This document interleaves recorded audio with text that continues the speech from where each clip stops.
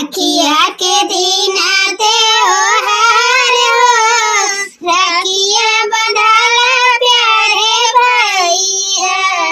राखिया के दिन त्योहार हो, राखिया बंधाला प्यारे भैया।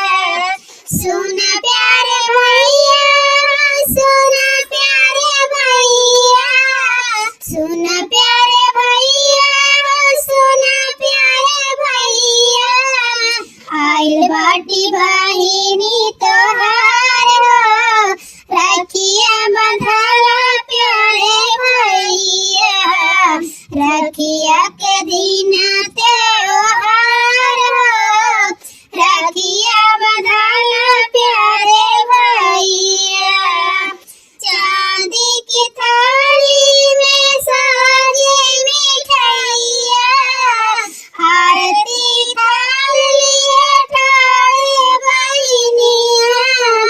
आइल बाटी बहिनी तोहार हो, राखिया बंधाला प्यारे भैया। राखिया के दिन त्योहार हो, राखिया बंधाला प्यारे भैया।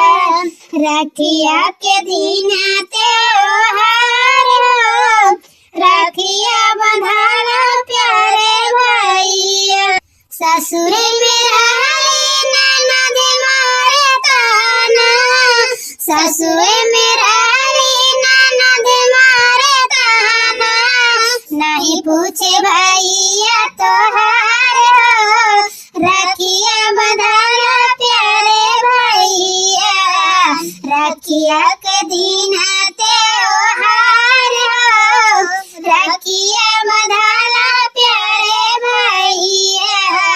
आइल बाटी बहिनी तोहार हो, राखिया बंधाला प्यारे भैया। बहिनी के भैया मान तू ही राखा, सुनी करैया पे राखी बंधवाना।